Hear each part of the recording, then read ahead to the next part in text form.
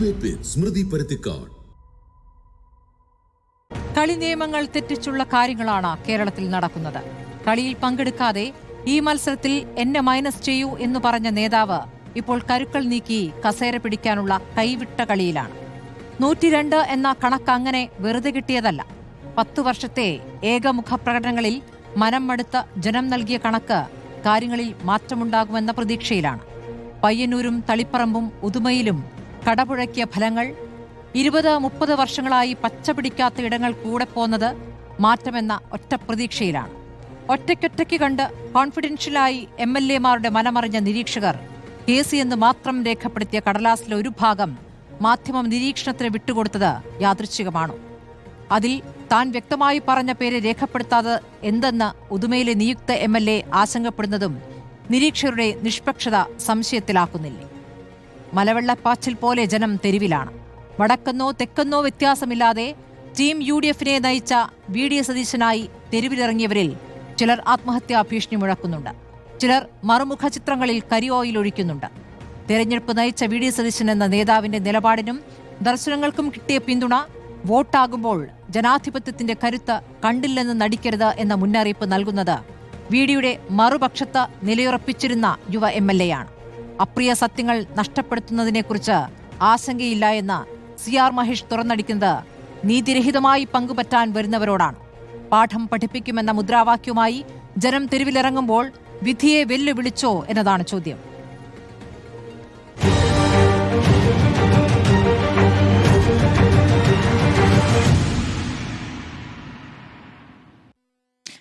ചർച്ചയിൽ കോൺഗ്രസ് നേതാവ് രാജു പി നായർ, ഷാഫി ചാലിയ മുസ്ലിം ലീഗ് നേതാവ്, N ശ്രീകുമാർ കോൺഗ്രസ് സഹയാത്രികൻ, ആനന്ദ് കൊച്ചുകൂടി രാഷ്ട്രീയ നിരീക്ഷകൻ എന്നിവരാണുള്ളത്. അത് ഞാൻ ശ്രീ രാജു പി നായരിലേക്ക് പോകുന്നു. ശ്രീ രാജു പി നായർ, എന്താണ് നിങ്ങളുടെ പാർട്ടിയിൽ നടക്കുന്നത്? എന്താണ് ഇപ്പോൾ തെരുവിൽ കണ്ടുകൊണ്ടിരിക്കുന്നത്? അല്ല, അത്തരത്തിലൊന്നും നടക്കേണ്ട സാഹചര്യം ഇപ്പോഴില്ല. കേരളത്തിൻ്റെ മുഖ്യമന്ത്രിയെ തീരുമാനിക്കുന്നതിന് വേണ്ടിയിട്ടുള്ള നടപടിക്രമം വളരെ കൃത്യമായിട്ട് AICC ആരംഭിച്ചിട്ടുണ്ട്. നമ്മൾ 4-ാം തീയതിയാണ് നമ്മുടെ റിസൾട്ട് വന്നതിന് ശേഷം സ്വാഭാവികമായിട്ടും 5-ഉം 6-ഉം 6-ാം തീയതി ചേർന്ന AICC-യുടെ ഉന്നതാധികാര സമിതി 2 പേരെ നിരീക്ഷകരായി തിരഞ്ഞെടുത്തു. അവർ 7-ാം തീയതി ഇന്നലെ നിരീക്ഷകർ വന്ന് MLA-മാരെ കണ്ടു. മിനിഞ്ഞാന്ന് തന്നെ എത്തി അവർ നേതാക്കന്മാരെ കണ്ടു. ഇന്നലെ MLA-മാരെ കണ്ടു. അവർ MLA-മാരുടെ അഭിപ്രായം എടുത്തുകൊണ്ട് ഇന്ന് AICC-ക്ക് റിപ്പോർട്ട് സമർപ്പിച്ചിട്ടുണ്ടെന്നുള്ളതാണ് നമ്മൾ മനസ്സിലാക്കുന്നത്. സ്വാഭാവികമായിട്ടും ഇനി അതിൻ്റെ പ്രക്രിയ നാളെയോ മറ്റന്നാളോ ശ്രീ രാഹുൽ ഗാന്ധി ഉൾപ്പെടെ ഉള്ള ഒരു സമിതി ചേർന്ന് അതിനകത്തൊരു തീരുമാനം ഉണ്ടാവണം. അത് സ്വാഭാവികമായ ഒരു പ്രക്രിയയാണ്. ആ സ്വാഭാവിക പ്രക്രിയയ്ക്ക് വേണ്ടി കാത്തിരിക്കുക എന്നുള്ളത് തന്നെയാണ് അതിനകത്ത് ഉള്ള ഏറ്റവും അഭിഭാഗ്യമായ ഒന്ന്. ഇന്ന് ബഹുമാന്യായ സ്വാഭാവിക പ്രക്രിയയാണോ എന്ന് ജനം സംശയിക്കുന്നുണ്ടാണല്ലോ ജനം തെരുവിലിറങ്ങിയിരിക്കുന്നത്. ശ്രീ രാജു പി നായർ, അസ്വാഭാവികമായ കാര്യങ്ങളാണല്ലോ നടക്കുന്നത് ഇവിടെ. ഈ ഒരു മത്സരത്തിന്റെ ഭാഗമായി നിൽക്കുന്നവർ തമ്മിലുള്ള മത്സരം, അത് സമ്മതിക്കാം. അതിൽ കോൺഗ്രസിൽ അതിന്റെ രീതികളാണ് ഈ പറയുന്ന ഹൈക്കമാൻഡ് അവസാനം തീരുമാനമെടുക്കുമെന്നുള്ളൊക്കെ രീതികളായി സമ്മതിക്കാം. പക്ഷേ ഈ മത്സരത്തിലേക്ക് വരാതെ കളി കഴിഞ്ഞ് കളിയിൽ വലിയ നേട്ടമുണ്ടാകുമ്പോൾ അതിന്റെ പങ്ക് പറ്റാൻ വരുന്നതിനെ എങ്ങനെ വിശദീകരിക്കുമെന്നുള്ള ചോദ്യമുണ്ട്. അതാണ് ജനം തെരുവിലിറങ്ങി ചോദിക്കുന്നത്. അങ്ങനെ ഇനി ഒരു മത്സരത്തിലേക്ക്, ഒരു ഉപതെരഞ്ഞെടുപ്പിലേക്ക് പോയാൽ തെരഞ്ഞെടുപ്പ് പരാജയം സമ്മാനിക്കുമെന്ന് വെല്ലുവിളിക്കുന്നുണ്ട് ജനം എന്ന് പറയുമ്പോൾ നിങ്ങളുടെ പ്രവർത്തകർ, നിങ്ങളുടെ അണികളാണ് രാജു പി നായർ. അല്ല, അത് സ്വാഭാവികമായിട്ടും ഈ ഇന്നത്തെ ചാനലുകളിൽ വരുന്ന വാർത്തകൾ, അതിനകത്ത് സത്യങ്ങളുണ്ടാവാം, അർദ്ധസത്യങ്ങളുണ്ടാവാം, വ്യാജങ്ങളുണ്ടാവാം. സ്വാഭാവികമായിട്ടും കോൺഗ്രസ് പോലൊരു ജനാധിപത്യ പാർട്ടിക്കകത്ത് അത്തരത്തിൽ വരുമ്പോൾ വൈകാരികമായ പ്രതികരണങ്ങൾ ഉണ്ടാവും. ആ വൈകാരികമായ പ്രതികരണങ്ങൾ ഉണ്ടാവുന്നുണ്ടെന്നുള്ളത് സത്യം തന്നെയാണ്. അത് ഉണ്ടാവരുത് എന്നുള്ളതാണ് പാർട്ടിയും അതിനകത്ത് പ്രതിപക്ഷ നേതാവും എല്ലാം പറഞ്ഞിരിക്കുന്ന വൈകാരികമായ പ്രകടനങ്ങളിലേക്ക് പോകരുത്. പക്ഷെ പലപ്പോഴും നമ്മുടെ വരുന്ന വാർത്തകൾ അത്തരത്തിലല്ല. ഒരുപക്ഷെ പല നേതാക്കന്മാരും ആ വാർത്തകൾക്ക് അനുരോധമായിട്ടുള്ള പ്രതികരണങ്ങൾ നടത്തുന്നുണ്ടാവാം. അപ്പോൾ സ്വാഭാവികമായിട്ടും ഈ ജയത്തിൻ്റെ അല്ലെങ്കിൽ ഇതിൻ്റെ ഒരു മെറിറ്റിൻ്റെ ഒരു സാക്ഷ്യം മുൻനിർത്തിക്കൊണ്ട് ചില പ്രവർത്തകർക്ക് വൈകാരികമായി പ്രതികരിക്കുന്നുണ്ടാവാം. അതൊക്കെ സത്യമാണ്. അതൊക്കെ ഒഴിവാക്കപ്പെടേണ്ടത് തന്നെയാണ് എന്നുള്ളതാണ്. നമ്മളെ സംബന്ധിച്ചോളം വലിയൊരു കാലതാമസമൊന്നും ഉണ്ടായിട്ടില്ലല്ലോ. അതിനൊരു സ്വാഭാവിക പ്രക്രിയ അത് തീരുമ്പോൾ പ്രക്രിയ തീർന്നു കഴിയുമ്പോൾ അതിനനുസരിച്ച് ചിലപ്പോൾ പല കാര്യങ്ങളുണ്ടാവാം. അതൊരു ആരെയും അങ്ങനെ അടിച്ചമർത്തുന്നൊരു പാർട്ടിയല്ലല്ലോ. അതുകൊണ്ട് തീർച്ചയായിട്ടും ഇതിനകത്ത് ഏറ്റവും പ്രധാനപ്പെട്ടത് ഈ 3 നേതാക്കന്മാരുടെ പേരാണ് ഇപ്പോൾ ഉള്ളത്. ആ 3 നേതാക്കന്മാരും പരസ്പരം യാതൊരു ആരോപണവും ഉന്നയിക്കുന്നില്ല. നിങ്ങൾ ഒക്കെ പണ്ട് പലപ്പോഴും റിപ്പോർട്ട് ചെയ്തിരുന്ന പോലെ ഏതെങ്കിലും ഒരു നേതാവ് മറ്റൊരു നേതാവിനെ കണ്ടാൽ മുഖത്ത് നോക്കാത്ത ഒരു സാഹചര്യമില്ല. അവരെല്ലാവരും സൗഹൃദം പങ്കിട്ടും അങ്ങോട്ടും ഇങ്ങോട്ടും. നമ്മൾ ജയത്തിന് ശേഷം KPCC ഓഫീസിലേക്ക് വന്ന ശ്രീ VD സതീശൻ, രമേശ് ചെന്നിത്തലയും KC വേണുപോലൊക്കെ പരസ്പരം ആലിംഗനം ചെയ്യുന്നതൊക്കെ ഉണ്ടല്ലോ. അവർ തമ്മിൽ അങ്ങനത്തെ യാതൊരു പ്രശ്നവുമില്ല. അപ്പോൾ അവർ തമ്മിൽ അങ്ങനത്തെ ഒരു പരസ്യമായിട്ടുള്ള ഒരു വാഗ്വാദത്തിലേക്കോ അല്ലെങ്കിൽ പരസ്യമായിട്ട് അപ്പുറത്തും ഇങ്ങോട്ടും കുറ്റപ്പെടുത്തുന്ന ഒന്നും ഉണ്ടായിട്ടില്ല. കാരണം എല്ലാവർക്കും അറിയാം ഇതിന്റെ സ്വാഭാവിക നേരിട്ടുള്ള പ്രതികരണങ്ങളല്ല. ശരിയാണ്, കോൺഗ്രസിൽ സാധാരണഗതിയിൽ നേരിട്ട് കാണുന്ന രീതിയിലുള്ള പ്രതികരണങ്ങൾ ആ രൂപത്തിൽ വന്നിട്ടില്ല. അതായത് മത്സരത്തിലുള്ള നേതാക്കൾ തമ്മിൽ എന്തായാലും വന്നിട്ടില്ല. പക്ഷേ കരുക്കൾ നീക്കുന്നുണ്ട്. അതിന്റെ ഭാഗമായിട്ടാണ് ഈ സംഭവങ്ങളൊക്കെ നടക്കുന്നത്. നോക്കിപ്പോൾ ഹൈക്കമാൻഡ് നിരീക്ഷകരെ ഇങ്ങോട്ടേക്ക് വിടുന്നു. ആ നിരീക്ഷകർ വളരെ അതീവ രഹസ്യമായി, അത് പ്രതിപക്ഷ നേതാവ് VD സതീശൻ ആവശ്യപ്പെട്ടതനുസരിച്ച് ഒറ്റയ്ക്കൊറ്റയ്ക്ക് MLA-മാർക്ക് രഹസ്യമായി അവരുടെ അഭിപ്രായം പറയാൻ രേഖപ്പെടുത്താൻ സാഹചര്യം ഒരുക്കണമെന്ന് പറഞ്ഞു. അതിൽ ദീപാദാസ് മുൻഷി പാടില്ല എന്ന് പറഞ്ഞു. പക്ഷേ ദീപാദാസ് മുൻഷി കേരളത്തിന്റെ ചുമതലയുള്ള നേതാവാണ്. അതുകൊണ്ട് അവരുടെ കൂടെ സാന്നിധ്യത്തിൽ MLA-മാർ രഹസ്യമായി നൽകിയ പേര് വിവരങ്ങൾ ഈ പറയുന്ന നിരീക്ഷകരിൽ ഒരാൾ ഒരു ഉത്തരവാദിത്വമില്ലാതെ പുറത്തേക്ക് പിടിച്ച് മാധ്യമങ്ങൾക്കത് ചോർത്തിയെടുക്കാവുന്ന രൂപത്തിൽ കാണിക്കുന്നത് എന്തിന്റെ സൂചനയാണ്? അതിലെ ഒരു ഭാഗം മാത്രം, അതിൽ ഒരു നേതാവിന്റെ പേര് മാത്രം ചേർത്ത ഭാഗം പ്രത്യേകമായി പുറത്തേക്ക് കാണുന്നത് അത് യാദൃശ്ചികമാണെന്ന് കരുതാമോ? അതിനുശേഷം അദ്ദേഹം നടത്തിയ പ്രതികരണം എന്താണ്? അത് യഥാർത്ഥ ലിസ്റ്റല്ല എന്ന്. അപ്പോൾ ഈ മാധ്യമം ഈ പറഞ്ഞ ഇന്ത്യൻ എക്സ്പ്രസ് ചിത്രം വ്യാജമായി ഉണ്ടാക്കിയതാണെന്ന ആരോപണമുണ്ടോ? അങ്ങനെ പറയാൻ കഴിയും? അല്ല സ്മൃതി, ഞാൻ അതിനകത്ത് അദ്ദേഹം വ്യാജമായിട്ട് ഉണ്ടാക്കിയെന്നോ അല്ലെങ്കിൽ അദ്ദേഹം എന്തെങ്കിലും അതിനകത്ത് ഒരു കൃത്രിമത്വം കാണിച്ചതൊന്നും ഞാൻ വിശ്വസിക്കുന്നില്ല. ഞാനത് പറയുന്നില്ല. ഞാൻ മാധ്യമങ്ങളെ പഴിക്കുകയാണെന്ന് വിചാരിക്കരുത്. പക്ഷെ പണ്ടൊക്കെ ഈ മാധ്യമ പ്രവർത്തനം, പണ്ട് EK ദയനാരും അതുപോലെ തന്നെ ശ്രീ K കരുണാകരനും AK ആന്റണിയും ഒക്കെ ഉൾപ്പെടെ ഉള്ളവർ പത്രസമ്മേളനം നടത്തി കഴിഞ്ഞാൽ ആ പത്രസമ്മേളനത്തിന് ശേഷം അദ്ദേഹം പറയും, ഔദ്യോഗികമായ പത്രസമ്മേളനം കഴിഞ്ഞാൽ ഇനി ഓഫ് ദ റെക്കോർഡ് എന്ന് പറയും. ഓഫ് ദ റെക്കോർഡിന് ശേഷം ഈ നേതാക്കന്മാരെല്ലാം അന്നത്തെ മാധ്യമപ്രവർത്തകരുമായിട്ട് ഹൃദയം തുറന്ന് സംസാരിച്ചിരുന്നു. ഒരുപക്ഷെ ആ പത്രസമ്മേളനത്തിൽ പറഞ്ഞ കാര്യങ്ങൾക്ക് വിരുദ്ധമായോ അല്ലെങ്കിൽ അതിൻ്റെ സത്യാവസ്ഥയൊക്കെയോ പരസ്പരം അങ്ങോട്ടും ഇങ്ങോട്ടും ഹൃദയം തുറന്ന് സംസാരിച്ചു. അന്ന് ഈ നേതാക്കന്മാർക്കും മാധ്യമപ്രവർത്തകരും തമ്മിൽ വിശ്വാസ്യത ഉണ്ടായിരുന്നു, പരസ്പര വിശ്വാസമുണ്ടായിരുന്നു. അങ്ങനെ പറഞ്ഞിരുന്നു. ഒരു മനഃപൂർവ്വമല്ലാതെ ഒരു നേതാവിന്റെ കയ്യിലിരിക്കുന്ന ഒരു രേഖയുണ്ടെങ്കിൽ രേഖ, അത് ശരിയോ തെറ്റോ എന്തോ ആവട്ടെ, അതൊക്കെ ഫോട്ടോ എടുത്തിട്ട് ഇത്തരത്തെ സാഹചര്യത്തിൽ കൊടുക്കുന്നത് അതിന്റെ ഒരു മാധ്യമ പ്രവർത്തനത്തിന്റെ ഒരു പരിഭാവനതയ്ക്കും പവിത്രതയ്ക്കും ചേർന്നാണെന്നുള്ള അവരവർ ചിന്തിക്കേണ്ട കാര്യമാണ്. എന്തായാലും അത് അതിന്റെ ഉത്തരവാദിയായിട്ടുള്ള ആള് തന്നെ പറഞ്ഞു അത് യഥാർത്ഥത്തിലുള്ള അല്ല എന്ന് പറയുന്നു. അദ്ദേഹത്തിന്റെ വാർത്തയാണ് ശ്രീ രാജു P. നായർ. ഇങ്ങനെ ഇതേപോലെ ചിത്രം പുറത്തു വന്ന സാഹചര്യം നേരത്തെയും ഉണ്ടായിട്ടുണ്ട്. നേരത്തെ കോൺഗ്രസിന്റെ കാര്യത്തിൽ തന്നെ ഉണ്ടായിട്ടുണ്ട്. അന്ന് നടക്കുന്ന പത്രസമ്മേളനങ്ങളിൽ സ്മൃതി അന്ന് നടക്കുന്ന അന്ന് നടക്കുന്ന പത്രസമ്മേളനങ്ങളിൽ K കരുണാകരനോ EK ദയനാരോ ഹൃദയം തുറന്ന് സംവാദിക്കുമ്പോഴുള്ള വൈരുദ്ധ്യത ഉണ്ടെങ്കിൽ, അത് പറഞ്ഞുള്ള വൈരുദ്ധ്യം ഉണ്ടെങ്കിൽ അതും പത്രക്കാർക്ക് വാർത്തയായിരുന്നു. പക്ഷെ ആ പത്രക്കാർ ഇത് വാർത്തയാക്കരുത് എന്നുള്ള അവർക്ക് കൃത്യമായിട്ടുള്ള ബോധ്യമുണ്ടായിരുന്നു. ഇപ്പോഴും കാണിക്കുന്നുണ്ട്. എല്ലാവരും കാണിക്കുന്നുണ്ടോ എനിക്കറിയില്ല. അതിന് അറിയുന്ന കാര്യങ്ങളെല്ലാം പറയേണ്ടതല്ല എന്ന ഔചിത്യം ചില ഘട്ടങ്ങളിൽ നടത്തുന്നുണ്ട്. ഞാൻ ഇതല്ല പറയും. നോക്കൂ, ഇത് ആ ലിസ്റ്റ് പുറത്തേക്ക് വന്നിരിക്കുന്നു. അത് ആ മാധ്യമപ്രവർത്തകന്റെ, ആ ഫോട്ടോഗ്രാഫറുടെ മിടുക്കാണെന്നേ. ഇങ്ങനത്തെ മിടുക്ക് അശോക് ഗെഹ്ലോട്ട് നേരത്തെ ഒരു ലിസ്റ്റ് കൊണ്ടുപോയ ഘട്ടത്തിലും ആ മിടുക്ക് കണ്ടിട്ടുണ്ട് നമ്മൾ മുമ്പ്. നേരത്തെ VS അച്യുതാനന്ദൻ യെച്ചൂരിക്ക് കൊടുത്ത കുറിപ്പും ഇതുപോലെ പുറത്തു വന്നതാണല്ലോ. അങ്ങനെ KB ഗണേഷ് കുമാർ എഴുതിയിരിക്കുന്ന ലിസ്റ്റ്, ഈ പറയുന്ന സരിതാ നായർ ഉന്നയിച്ച പേരുകളുടെ ലിസ്റ്റ്, ഇതെങ്ങനെയാണ് പുറത്തു വന്നത്? അപ്പോൾ അങ്ങനെ കുറേ കാര്യങ്ങൾ വാർത്തയായി പുറത്തു വരുന്നുണ്ട്. അതിൽ മാധ്യമപ്രവർത്തകരെ അങ്ങ് മാറ്റി നിർത്തൂ. അതിൽ ആ പട്ടികയിൽ ഞാൻ വ്യക്തമായി ഒരു നേതാവിന്റെ പേര് പറഞ്ഞു എന്ന ഉദുമ നിയുക്ത MLA-യുടെ പേരിന് സമീപം അത് ഒഴിച്ചിട്ടിരിക്കുന്നതിന് എങ്ങനെ വിശദീകരിക്കും? അതെന്താണ് സംഭവിച്ചത്? ബാക്കി എല്ലായിടത്തും കോളം നിറച്ചിട്ടുണ്ട്. ഞാൻ പറഞ്ഞല്ലോ കേൾക്കൂ, റിപ്പോർട്ടർ ചാനൽ ആണ് അത് ചെയ്തതെന്ന് ഞാൻ പറഞ്ഞില്ല. അത് ചെയ്തത് മറ്റൊരു മാധ്യമമാണ്. ഞാൻ സ്വാഭാവികമായിട്ടും ആ ഒരു സംഭവത്തിൽ നടക്കുന്ന കാര്യം ഇപ്പോൾ ഞാൻ പറയട്ടെ, ഇപ്പോൾ നമ്മൾ ഏതെങ്കിലും ഒരു ക്രൈം പുറത്തു കൊണ്ടുവരാൻ വേണ്ടിയിട്ടുള്ളൊരു സംഭവമാണെങ്കിൽ തീർച്ചയായിട്ടും ആ അത്തരത്തിലുള്ളൊരു ഡോക്യുമെന്റിന്റെ ഫോട്ടോ എടുക്കുന്നതിന് വലിയ സത്യമുണ്ട് അതിനകത്ത്. ഇത് അത് പ്രസിദ്ധീകരിച്ച മാധ്യമം ചിന്തിക്കേണ്ടതാണ്.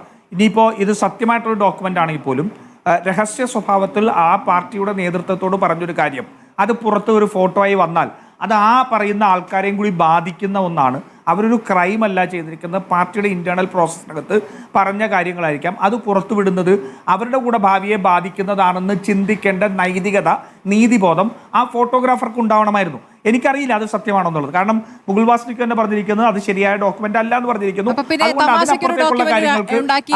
ചോദിച്ച ചോദ്യങ്ങൾക്ക് ഞാൻ മറുപടി പറയും. അല്ല, അങ്ങയുടെ പരിമിതി ഞാൻ മനസ്സിലാക്കുന്നു. പക്ഷേ അല്ല, നേതാക്കൾ നമുക്കറിയുന്ന പോലെ KCക്കൊപ്പം നിൽക്കാൻ സാധ്യതയുള്ള നേതാക്കളും ഞെട്ടിപ്പോയ ചില നേതാക്കളും അതിലൂടെ പുറത്തേക്ക് വന്നിട്ടുണ്ട്. അവരൊക്കെ തന്നെയും സ്തബ്ധരാകുന്നു. ആ നേതാക്കൾ അത് രഹസ്യമായി പറഞ്ഞതായിരിക്കാം, പുറത്തേക്ക് ഇപ്പോൾ അറിയേണ്ട എന്ന് കരുതിയ നേതാക്കളായിരിക്കാം. അവരുടെ പേരൊക്കെ പുറത്തേക്ക് വരികയാണെന്നേ. ഇപ്പോൾ സണ്ണി ജോസഫിന്റെ പേര് ഉദാഹരണത്തിന്, KPCC പ്രസിഡന്റ് പേര്, അത് KCക്ക് അനുകൂലമാണ് എന്നൊരു കാര്യം പുറത്തേക്ക് വരുമ്പോൾ അദ്ദേഹത്തിന് ക്ഷീണമാവുകയാണല്ലോ. അദ്ദേഹം ഇന്ന് KPCC പ്രസിഡന്റ് എന്ന നിലയ്ക്ക് 1 വർഷം പൂർത്തിയാകുന്ന ദിവസമാണ്. മാധ്യമങ്ങളെ കണ്ട് അദ്ദേഹം ഒരു നല്ല രീതിയിൽ പ്രതികരണം നടത്താൻ നേതാവാണ്. അദ്ദേഹത്തിന് പ്രതികരിക്കാൻ കഴിയാതെ പോയത് എന്താണ്? അപ്പോൾ ഇതിലൊക്കെ എന്താണ് ഒരു ഉത്തരവാദിത്തം, നിരീക്ഷകരുടെ സ്മൃതി? അതിനെ സംബന്ധിച്ച് ഈ നിരീക്ഷകരായിട്ട് വന്ന ആൾക്കാർ ഈ സംഭവത്തെ സംബന്ധിച്ച് നടത്തിയ വിശദീകരണത്തിനപ്പുറം പറയാൻ എനിക്ക് യാതൊരു മാൻഡേറ്റുമില്ല. അത് ഞാൻ പറയുന്നത് ശരിയുമല്ല. അതിനകത്ത് എന്തെങ്കിലുമൊക്കെ സംശയങ്ങൾ എനിക്കും ഉണ്ടാകാം, പലതും ഉണ്ടായിരിക്കും. പക്ഷേ അതൊന്നും എനിക്ക് ചർച്ചയിൽ പറയാൻ കഴിയുന്ന കാര്യങ്ങളല്ല.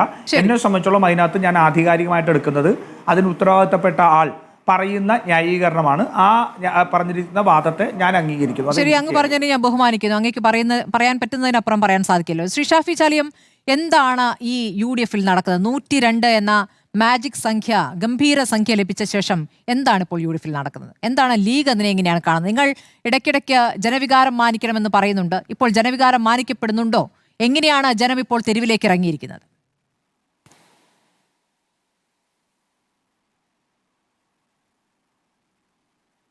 മുസ്ലിം ലീഗിനെ സംബന്ധിച്ചിടത്തോളം ഇതിലിപ്പോൾ എന്താ പറയുക, വളരെ നിരാശ ഉണ്ടാക്കുന്ന സംഭവവികാസങ്ങളാണ് ഈ തെരുവിൽ നിന്നൊക്കെ കാണാൻ സാധിക്കുന്നത്.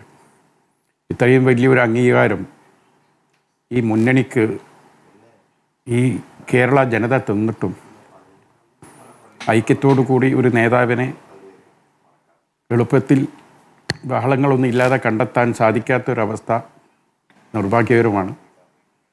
കോൺഗ്രസ് നേതൃത്വം അതിൻ്റെ ഗൗരവം കണക്കിലാക്കി എത്രയും പെട്ടെന്ന് അതിൻ്റെ ഫൈനൽ പ്രോസസ്സിലേക്ക് കടക്കും. ആ തീരുമാനം ഹൈക്കമാൻഡിൻ്റെ വരുമ്പോൾ എല്ലാവർക്കും തൃപ്തികരമാകുന്ന ഒരു തീരുമാനമായി മാറുമെന്ന് പ്രത്യാശിക്കുകയല്ലാതെ മുസ്ലിം ലീഗിനെ പോലുള്ളൊരു ഘടകകക്ഷിക്ക് ഇതിലെന്താ പറയാൻ പറ്റുക സ്മൃതി? ഈ തിരഞ്ഞെടുപ്പിൽ മത്സരിച്ച് വിധി സമ്പാദിക്കുക, അതിനുശേഷം തെളിയിക്കുക, അതല്ലേ വേണ്ടത്? മത്സരത്തിലുള്ള ഇല്ലാതിരിക്കുകയും ഞാൻ ആ മത്സരത്തിന്റെ ഭാഗമല്ല എന്ന് പറയുകയും ജനവിധി ഗംഭീരമാകുമ്പോൾ അവകാശവാദവുമായി വരികയും ചെയ്യുന്നത് എത്രത്തോളം ധാർമ്മികതയ്ക്ക് നിരക്കുന്നതാണ്?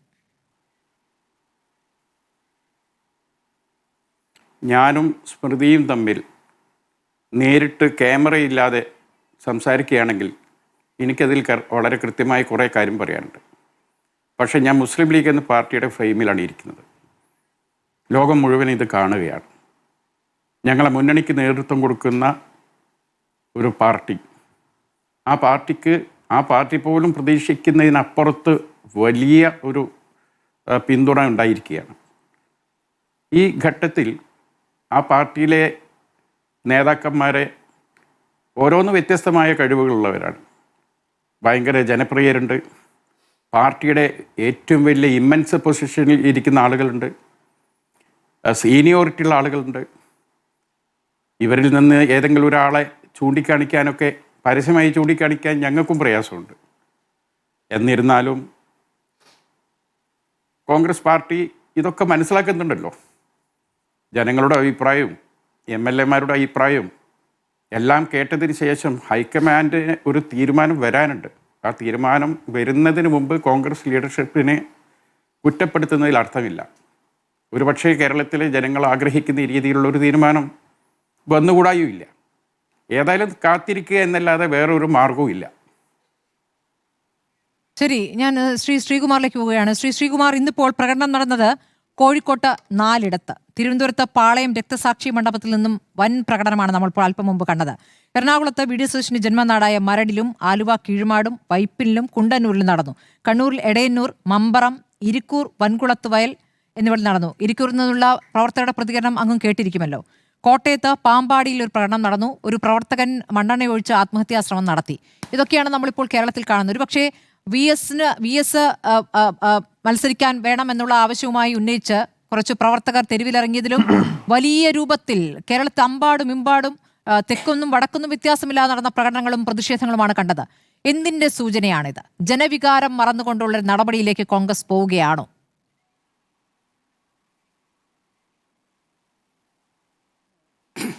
നോക്കൂ ശ്രീമതി സ്മൃതി, ഞാനിതൊരു അസാധാരണ സാഹചര്യമായിട്ട് കാണുകയാണ്. കാരണം പ്രവർത്തകരുടെ ഭാഗത്തു നിന്നുണ്ടാകുന്ന ഇത്തരം വികാരങ്ങളൊന്നും മുൻപ് ഇതുപോലെയുള്ള സന്ദർഭങ്ങളിൽ കണ്ടിട്ടില്ല. കോൺഗ്രസ് രാഷ്ട്രീയത്തിനൊപ്പം നിൽക്കുന്ന ഒരാളാണ് ഞാൻ. പക്ഷെ ഞാൻ എപ്പോഴും പ്രവർത്തകരുടെ മനസ്സിൻ്റെ ആഴം അറിയാൻ ശ്രമിക്കാറുണ്ട്, അതെപ്പോഴും ശ്രമിക്കാറുണ്ട്. ഇവിടെ പ്രവർത്തകർ ഇന്നും ഇന്നലെയൊക്കെ പ്രകടനം നടത്തിയത് അതൊരു കോൺഗ്രസ് വിരുദ്ധ പ്രകടനമല്ല. അല്ലെങ്കിൽ ബി ഡി സതീശൻ്റെ മേലിൽ മുദ്രാവാക്യം വിളിച്ചെങ്കിലും അതിൻ്റെ പിന്നിലുള്ള ചേതോവികാരം എന്താണെന്നറിയാമോ? കേരളത്തിലെ മാർക്സിസ്റ്റുകൾക്കെതിരെ നേടിയ വിജയം അതിൻ്റെ ശോഭ കെടുന്നുണ്ടല്ലോ എന്നുള്ള ആശങ്കയിൽ വിളിച്ച മുദ്രാവാക്യമാണ്. അല്ലാണ്ട് അതൊരു കോൺഗ്രസിൻ്റെ നേതാക്കൾക്കെതിരെയോ കോൺഗ്രസിൻ്റെ തീരുമാനം ഏത് രീതിയിൽ വരുന്നതിനെ ഒക്കെ വിവരിച്ചുകൊണ്ടോ എന്നുള്ളതല്ല. അടിസ്ഥാനപരമായി അത് കേരളത്തിലെ മാർക്സിസ്റ്റ് വിരുദ്ധ നിലപാട് വിജയിച്ച് നിൽക്കുമ്പോൾ ആ നിലപാടിൻ്റെ ശോഭ കുറയുന്നോ എന്നൊരു ശങ്കയിലാണ് ഞാൻ ആ പ്രകടനങ്ങളെ കാണുന്നത്. ഇവിടെ കോൺഗ്രസിൻ്റെ വക്താവ് ശ്രീ രാജു പി നായർ കൃത്യമായ ചില കാര്യങ്ങൾ പറഞ്ഞിട്ടുണ്ട്. പക്ഷേ കേരളത്തിൽ UDF ഇത്രയും സീറ്റ് കിട്ടിയ അധികാരത്തിൽ വന്നിട്ട് സാധാരണഗതിയിൽ നിയമസഭാ കക്ഷി യോഗം ചേർന്ന് ഏതെങ്കിലും ഒരു MLA മുഖ്യമന്ത്രിയായി നിയമസഭാ കക്ഷി നേതാവായി തിരഞ്ഞെടുത്ത് അദ്ദേഹത്തെ മുഖ്യമന്ത്രിയായി ഘടകകക്ഷികൾ അംഗീകരിക്കുന്ന ഒരു സ്വഭാവമുണ്ട്. പക്ഷേ ഇവിടെ ഇപ്പോൾ സംഭവിച്ചത് എന്താണെന്ന് വെച്ചാൽ MLA-മാരെയൊക്കെ ഒറ്റയ്ക്ക് കണ്ടു. എന്നിട്ട് ആ തീരുമാനവുമായിട്ട് ഡൽഹിക്ക് പോയി. അതിനുശേഷം അവിടെ ചില തീരുമാനങ്ങൾ പ്രഖ്യാപിക്കുന്നതാണ് പറയുന്നത്. അപ്പോൾ ഇവിടെ ഈ 2 ദിവസം, അതായത് 4-ാം തീയതിക്ക് ശേഷം സമയമൊന്നും വൈകിട്ടില്ല. ഇന്നിപ്പോൾ 8-ാം തീയതി ആയിട്ടുള്ളൂ. 4 ദിവസം കൊണ്ട് കോൺഗ്രസിൻ്റെ അതിൻ്റെ നടപടിക്രമങ്ങളിൽ ഒരു ഭാഗം പൂർത്തിയാക്കി കഴിഞ്ഞു. പക്ഷേ ഈ 4 ദിവസം UDF നേടിയ വിജയം, മാർക്സിസ്റ്റ് പാർട്ടിക്കുണ്ടായ പരാജയം, മാർക്സിസ്റ്റ് പാർട്ടിയിൽ ഉണ്ടായിക്കൊണ്ടിരിക്കുന്ന അന്തഛിദ്രങ്ങൾ, അവരുടെ നേതാക്കളുടെ പ്രതികരണങ്ങൾ, ഇതൊക്കെ അങ്ങ് പിന്നാക്കം പോയി. എന്താ പിന്നാക്കം പോകാൻ വല്ല കാരണമുണ്ടോ? UDFന് 102 സീറ്റ് കിട്ടിയെന്നുള്ളതാണ് കാരണം. ആ 102 സീറ്റ് കിട്ടിയിട്ട് ആ 102 സീറ്റ് കിട്ടിയതിൻ്റെ ആധാരമായ കാരണം ഞാൻ ആദ്യം സൂചിപ്പിച്ചതുപോലെ ആ മാർക്സിസ്റ്റ് വിരുദ്ധ വികാരം ഇവിടെ നിലനിർത്താൻ കോൺഗ്രസ് പ്രവർത്തകർക്ക് പറ്റുന്നില്ല. അവിടെയാണ് പ്രശ്നം. അല്ലാണ്ട് ഇതിൽ വേറെ വിഷയങ്ങളൊന്നുമില്ല. ഈ പറഞ്ഞ 102 എന്ന സംഖ്യ നൽകിയത് പിണറായി വിജയനോടുള്ള അല്ലെങ്കിൽ പിണറായി വിജയൻ സർക്കാരിനോടുള്ള വിരുദ്ധതയാണ് എങ്കിൽ കോൺഗ്രസ് കാര്യമായി പണിയൊന്നും എടുക്കാതെ കിട്ടിയ വോട്ട് എന്നുകൂടിയാണ് അങ്ങ് പറഞ്ഞതിന്റെ അർത്ഥം.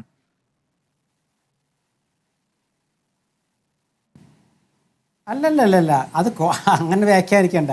അതായത് മാർക്സിസ്റ്റ് പാർട്ടിയെ ഇവിടെ തോൽപ്പിച്ചത് കേരളത്തിലെ UDFും കോൺഗ്രസും അതുപോലെ തന്നെ എല്ലാ വിഭാഗം ന്യൂനപക്ഷ ഭൂരിപക്ഷ വിഭാഗങ്ങളും ഇടതുമുന്നണിയിലെ ഒരു അംശവും ചേർന്നിട്ടാണ് വിജയിപ്പിച്ചത്. ഇതിപ്പോൾ വേറെ വ്യാഖ്യാനങ്ങൾ കൊടുക്കുന്നുണ്ട്. അതെന്താണെന്ന് വെച്ചാൽ ന്യൂനപക്ഷങ്ങൾ ഏകീകരിച്ചു, ഭൂരിപക്ഷം അതിൻ്റെ വോട്ട് കിട്ടിയില്ല, അങ്ങനെയൊക്കെ വരുന്നുണ്ട്. പക്ഷേ അതൊന്നും ശരിയല്ല. എല്ലാ വോട്ടർമാരും ഒരേ സ്വഭാവത്തിൽ എല്ലാ വോട്ടർമാരും UDFന് അനുകൂലമായി വോട്ട് ചെയ്തു. അങ്ങനെ കിട്ടിയ വിജയത്തിൻ്റെ അടിസ്ഥാന കാരണം എന്താണ്? മാർക്സിസ്റ്റ് വിരുദ്ധതയാണ്. ആ മാർക്സിസ്റ്റ് വിരുദ്ധതയിൽ നിന്ന് കേരളത്തിലെ കോൺഗ്രസ് പ്രവർത്തകർ ഇപ്പോഴും മോചിതരായിട്ടില്ല. അവർ നേടിയ വിജയം എന്ന് വെച്ചാൽ 10 വർഷത്തെ പിണറായിയുടെ വിജയൻ്റെ ഭരണം അസ്തമിച്ച ആ സന്തോഷത്തിലുള്ള അവരുടെ ആ സന്തോഷം അസ്തമിക്കുന്നുവോ ഒപ്പം എന്നുള്ളവരുടെ വികാരമാണത്. ഈ പ്രതികരണങ്ങൾ കണ്ടില്ലേ? ഈ ജനവിധി ഞങ്ങളെ നയിച്ച നേതാവിനുള്ള സമ്മാനമാണ് ഈ 102 എന്ന കണക്ക്. അത് വെറുതെ ഉണ്ടായതല്ല. കേരളത്തിൽ അങ്ങോളം ഇങ്ങോളം നടന്ന് ഒരു മാറ്റത്തെക്കുറിച്ച് കൃത്യമായി ജനങ്ങളെ ബോധവൽക്കരിച്ച് ഓരോ വകുപ്പിലും സർക്കാർ വരികയാണെങ്കിൽ ഏതു രൂപത്തിൽ അത് പ്രവർത്തിക്കണമെന്നതിൻ്റെ കൃത്യമായ ചിത്രം അത് പരിശോധിച്ച് കണക്കാക്കിയതാണ്. മുൻപ് PK കുഞ്ഞാലിക്കുട്ടിയോട് ഇതേക്കുറിച്ച് ചോദിച്ച ഘട്ടത്തിൽ അദ്ദേഹം പറഞ്ഞിട്ടുണ്ട് 100 കടക്കും എന്നുള്ള കണക്ക് പ്രതിപക്ഷ നേതാവ് പറയുന്നുണ്ടെങ്കിൽ ആ കണക്ക് അദ്ദേഹത്തിന് അറിയാം. അദ്ദേഹം ചില കണക്കുകൂട്ടലുകൾ നടത്തിയിട്ടാണ് ആ കണക്കിലേക്ക് എത്തുന്നതെന്ന്. വേറെ ഏതെങ്കിലും ഒരു കോൺഗ്രസ് നേതാവ് 100 എന്ന് കണക്ക് പറഞ്ഞായി അങ്ങേക്ക് ഓർമ്മയുണ്ടോ? വേറെ ആരെങ്കിലും ഇത്ര ഉറപ്പോടെ ഈ കണക്ക് പറഞ്ഞ അങ്ങേക്ക് ഓർമ്മയുണ്ടോ? അപ്പോൾ ആ കണക്ക് വെറുതെ അങ്ങ് പറഞ്ഞു പോകുന്ന കണക്കല്ലല്ലോ. ആ കണക്കിന് ആധാരമായ കണ്ടെത്തലുകളുണ്ട്, തിരിച്ചറിവുകളുണ്ട്, പരിശോധനകളുണ്ട്. അപ്പോൾ അങ്ങനെ ഒരു പണി അവിടെ നടന്നിട്ടുണ്ട്. ആ പണി ബോധ്യമായ ജനമാണ് ഇന്ന് തെരുവിൽ ഇറങ്ങിയിരിക്കുന്നത്. ശ്രീകുമാർ, അല്ല, ഞാൻ പറഞ്ഞല്ലോ, അതായത് VD സതീശന് ഈ മാർക്സിസ്റ്റ് വിരുദ്ധ വികാരം കേരളത്തിൽ, അതായത് ഈ ഗവൺമെൻറ്റിനെതിരായിട്ടുള്ള വികാരം ആളിക്കെത്തിക്കുന്നതിൽ VD സതീശനാണ് മുഖ്യ പങ്ക് വഹിച്ചത്. അതാണ് VD സതീശനെ പ്രിയങ്കരനാക്കിയത്. സംശയമൊന്നുമില്ലാത്ത കാര്യമാണല്ലോ. അപ്പോൾ അങ്ങനെ പ്രിയങ്കരനായ ഒരാൾ മുഖ്യമന്ത്രി സ്ഥാനത്തേക്ക് വരില്ല എന്നുള്ള മാധ്യമ വാർത്തകളുടെ അടിസ്ഥാനവും ഈ പ്രകടനത്തിൻ്റെ പിന്നിലുണ്ടാവില്ലെന്ന് ഞാൻ പറയുന്നില്ല. പക്ഷേ തീരുമാനം കോൺഗ്രസ് ഹൈക്കമാൻഡ് എടുക്കുമ്പോൾ ആ തീരുമാനത്തിൻ്റെ ഒപ്പം നിൽക്കാൻ എല്ലാ കോൺഗ്രസ് പ്രവർത്തകരും തയ്യാറാകും. ആ തീരുമാനം എന്താണെന്നൊരു ചോദ്യം ഇപ്പോൾ സ്മൃതിയുടെ ഭാഗത്തുനിന്ന് ഉണ്ടാകുന്നതിന് മുമ്പ് തന്നെ ഞാൻ അങ്ങോട്ട് പറയാം. അതായത് കേരളത്തിലെ നിയമസഭയിലേക്ക് തിരഞ്ഞെടുക്കപ്പെട്ട MLA-മാർക്കിടയിൽ ഇപ്പോൾ തർക്കമൊന്നുമില്ല. തർക്കം ഉണ്ടെങ്കിലേ നമ്മൾ വേറൊരു ഘടകത്തെക്കുറിച്ച് ആലോചിക്കേണ്ട കാര്യമുള്ളൂ. ഇവിടെ ശ്രീ KC വേണുഗോപാലിൻ്റെ പേരാണ് പുറത്തു നിന്ന് പറഞ്ഞു കേൾക്കുന്നത്. അദ്ദേഹം പറഞ്ഞിട്ടുണ്ട് ഞാൻ മുഖ്യമന്ത്രി സ്ഥാനത്തേക്ക് ഇല്ലെന്ന്. കഴിഞ്ഞ വർഷം അദ്ദേഹം പറഞ്ഞിട്ടുണ്ട്. ഇപ്പോൾ അദ്ദേഹം ഞാൻ മുഖ്യമന്ത്രി സ്ഥാനാർത്ഥിയാണെന്ന് പറഞ്ഞിട്ടുമില്ല. മറ്റു രണ്ടുപേരും പറഞ്ഞിട്ടില്ല. പക്ഷെ അങ്ങനെ പറഞ്ഞിട്ടില്ലെങ്കിൽ അത് നേരിട്ട് പറയല്ല. നമുക്കറിയാമല്ലോ അദ്ദേഹം ഈ റേസിലുണ്ടോ ഇല്ലയോ. ശ്രീകുമാർ, അങ്ങേക്ക് അറിയാമല്ലോ ഈ പറയുന്ന നിരീക്ഷകരുടെ പട്ടികയിൽ നിന്നും പുറത്തേക്ക് വന്ന പേരുകൾ എന്താണ്? KC പിന്തുണച്ചവരുടെ ലിസ്റ്റല്ലേ? 42 പേരുടെ പിന്തുണ തനിക്കുണ്ട് എന്ന അവകാശവാദം എവിടെ നിന്ന് വരുന്നതാണ്? ആകാശത്ത് വെറുതെ വരുന്നതാണോ? അതോ മാധ്യമങ്ങൾ ഉണ്ടാക്കുന്നതാണോ? അങ്ങേക്ക് അറിയാമല്ലോ ആ പട്ടിക എവിടെ നിന്ന് വരുന്നു. അല്ല, ഞാൻ പറയാം. അല്ല, അതായത് രാഷ്ട്രീയത്തിലെ സാധ്യതകൾ പ്രയോജനപ്പെടുത്താത്ത നേതാക്കളില്ല. സാധ്യതകൾ ഉണ്ടോയെന്ന് അവർ നോക്കും. ആ സാധ്യതകൾ പ്രയോജനപ്പെടുത്താൻ അവർ ശ്രമിക്കും. പക്ഷെ ആ സാധ്യതകൾ പ്രയോജനപ്പെടുത്തുന്നതിന് ഒരു പരിധിയുണ്ട്, പരിമിതിയുണ്ട്. അതവർ മനസ്സിലാക്കും. അപ്പൊ സാധ്യതകൾ പ്രയോജനപ്പെടുത്താൻ ശ്രമിക്കുന്നത് തെറ്റല്ല.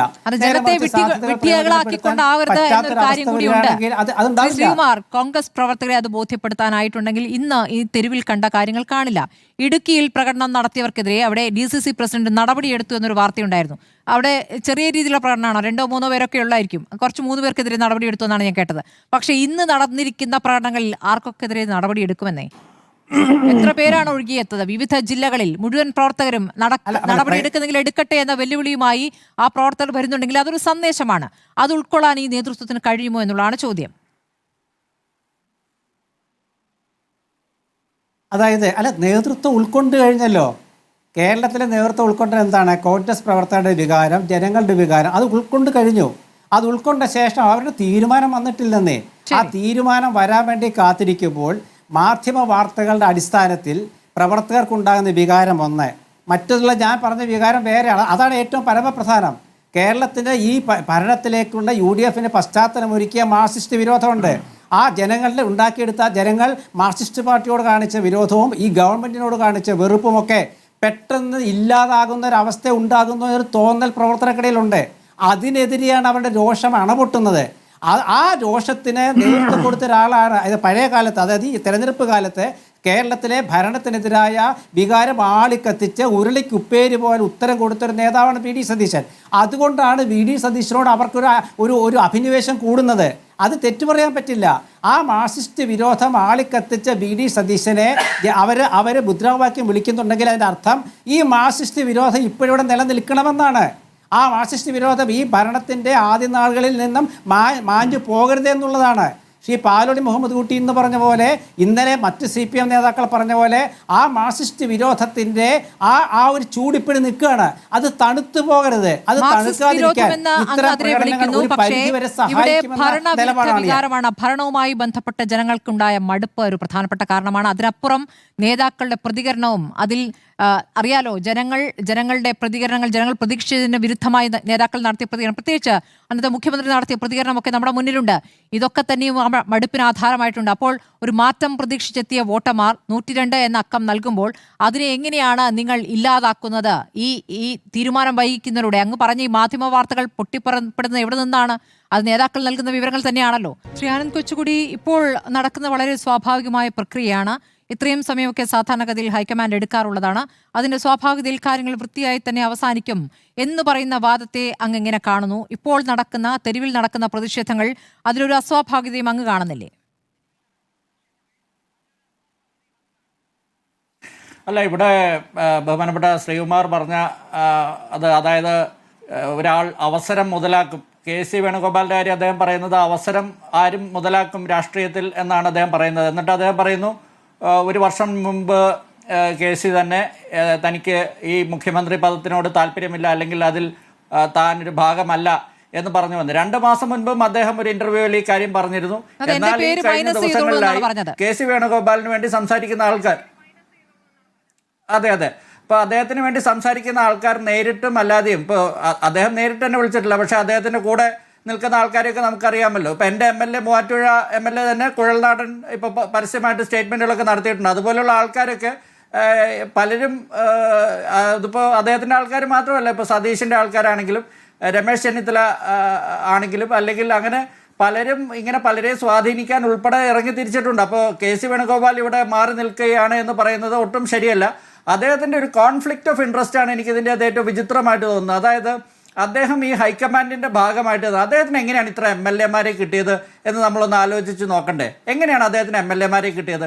KC വേണുഗോപാലിന് കേരളത്തിൽ ഒരു ഗ്രൂപ്പ് നേതാവിൻ്റെ ഒരു പരിവേഷമെങ്കിലും ഉണ്ടായിരുന്നോ? അദ്ദേഹം 2017 ശേഷം 2018 നവംബർ ഡിസംബറിൽ അശോക് ഗെഹ്ലോട്ട് സംഘടനാ ജനറൽ സെക്രട്ടറി ആയിരുന്ന സമയത്ത് ഇതേപോലെ സച്ചിൻ ഗെഹ്ലോട്ടിനെ വെട്ടി അവിടെ മുഖ്യമന്ത്രിയായി പോയപ്പോൾ അദ്ദേഹത്തിനെ രാഹുൽ ഗാന്ധി ആ സ്ഥാനത്തേക്ക് കൊണ്ടുവന്നു. ഈ 2018 ഡിസംബർ മുതൽ അദ്ദേഹം സംഘടനാ സെക്രട്ടറി ആയിട്ട് ഇരുന്ന് പ്രവർത്തിക്കുമ്പോഴാണ് ഈ കേരളത്തിൽ ഒരു ഉളുപ്പുമില്ലാത്ത കുറേ കോൺഗ്രസ്സുകാർ അവർ അധികാരം എവിടെയുണ്ടോ അങ്ങോട്ട് ചായുന്ന കാഴ്ച നമ്മൾ കാണുന്നത്. 2021 ഉമ്മൻചാണ്ടിയെ തന്നെ തള്ളിപ്പറയുന്ന ഗ്രൂപ്പുകാരെ നമ്മൾ കണ്ടു. രമേശ് ചെന്നിത്തലയുടെ കൂടെ കാറിൽ കയറിപ്പോയിട്ട് അവിടെ ഈ മല്ലികാർജ്ജുൻ ഖാർഗെയുടെ മുന്നിൽ രമേശ് ചെന്നിത്തലയുടെ പേരിന് പകരം സതീശൻ്റെ പേര് പറയുന്ന നേതാക്കളെ നമ്മൾ കണ്ടു. അതായത് അധികാരത്തോട് അധികാരത്തോട് പറ്റി നിൽക്കുന്ന കുറേ കോൺഗ്രസ് നേതാക്കളെയാണ് നമ്മൾ ഈ കഴിഞ്ഞ കുറച്ച് കാലങ്ങളായിട്ട് കാണുന്നത്. അങ്ങനെയാണ് KC വേണുഗോപാലിന് ഇവിടെ ഈ ആൾക്കാരെല്ലാം കിട്ടിയത്. 50 പേര്, 40 പേര്, 47 പേര് എന്നൊക്കെ പറയുന്നുണ്ടല്ലോ. ഇവരെല്ലാവരും KC വേണുഗോപാലിൻ്റെ കൂടെ ആദ്യം വയലാർ രവിയുടെ കൂടെ നിൽക്കുന്ന 2-3 MLA-മാർ, അതായത് ഇപ്പോൾ സതീശൻ്റെ കൂടെ നിൽക്കുന്ന ആൾക്കാരെക്കാൾ കുറവ് ആൾക്കാരെ ഉണ്ടായിരുന്നുള്ളൂ. ആ പഴയ വയലാർ രവി ഗ്രൂപ്പിനെ മാത്രം വെച്ചുകൊണ്ട് തുടങ്ങിയ KC വേണുഗോപാൽ ഇപ്പോൾ ഗ്രൂപ്പ്, ഉമ്മൻചാണ്ടിക്ക് ശേഷം ഗ്രൂപ്പിനെ മൊത്തം ഒന്നടങ്കം വിഴുങ്ങിയിട്ടുണ്ട്.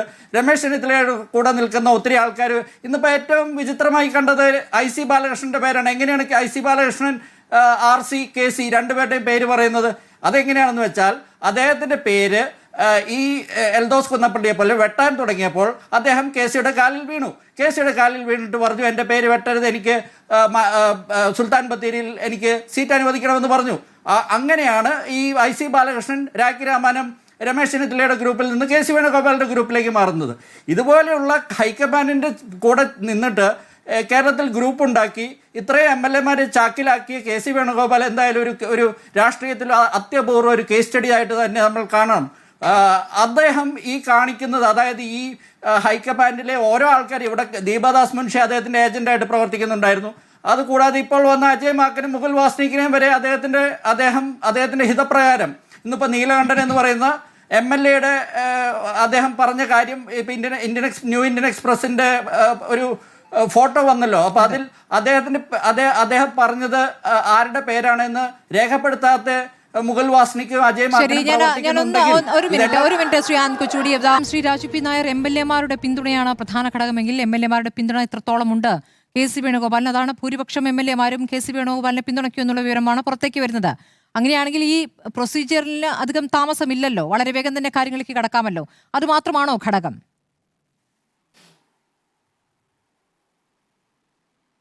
അല്ല, AICCക്ക് ഈ കാര്യങ്ങൾ തീരുമാനിക്കുന്നതിനെ സംബന്ധിച്ച എല്ലാ ഘടകങ്ങളും ഉണ്ട്. ഈ മറ്റുള്ള സംസ്ഥാനങ്ങൾ ചിലപ്പോൾ കോൺഗ്രസിൻ്റെ മുഖ്യമന്ത്രിമാരായിരിക്കാം, കോൺഗ്രസ് ഘടകകക്ഷികളില്ലാതെ ഒറ്റയ്ക്ക് മത്സരിക്കുന്ന സ്ഥലങ്ങളായിരിക്കാം. കേരളത്തെ സംബന്ധിച്ചോളം അത് കോൺഗ്രസ് ഒറ്റയ്ക്കുള്ളൊരു സർക്കാരല്ല, UDF സർക്കാരാണ്, UDF-ൻ്റെ മുഖ്യമന്ത്രി. അപ്പോൾ സ്വാഭാവികമായിട്ടും UDF-ൻ്റെ ഘടകകക്ഷികളോട് ചോദിക്കും. പിന്നെ പൊതുവായ രാഷ്ട്രീയ സാഹചര്യം വിലയിരുത്തും. ഇതെല്ലാം ചേർത്ത് ഈ AICC ഒരു തീരുമാനത്തിലേക്ക് എത്തുക. ഇതിൻ്റെ നമ്പറുകളൊക്കെ പറയുന്നതിനെ സംബന്ധിച്ച് നമുക്കാർക്കും യാതൊരു വ്യക്തതയില്ലാത്തതാണ്. ആ നമ്പറൊക്കെ അറിയാവുന്നത് 2 ഒബ്സർവർമാർക്കും AICC-ക്കുമാണ്. അവർ സ്വാഭാവികമായിട്ടും അതെല്ലാം ചർച്ച ചെയ്യും. ആ ചർച്ചയുടെ എല്ലാത്തിനും ശേഷം അവർ യുക്തമായൊരു തീരുമാനം എടുക്കും. ആ യുക്തമായ തീരുമാനത്തിന് വേണ്ടിയാണ് ഞങ്ങൾ എല്ലാവരും കാത്തിരിക്കുന്നത്. അത്രേ ഉള്ളൂ.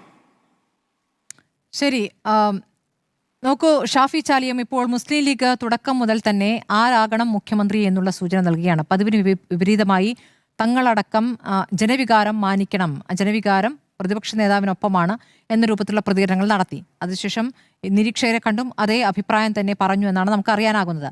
ഇനിയിപ്പോൾ ചില പേരുകൾ പുറത്തേക്ക് വന്നല്ലോ. ആ പേരുകൾ പുറത്തേക്ക് വരുമ്പോൾ KCയെ പിന്തുണച്ച ചില നേതാക്കൾ, ചില MLA മാർ, ആ MLA മാർക്ക് ലീഗിന്റെ പിന്തുണയോടുകൂടി വിജയിച്ച MLA മാരാണ്.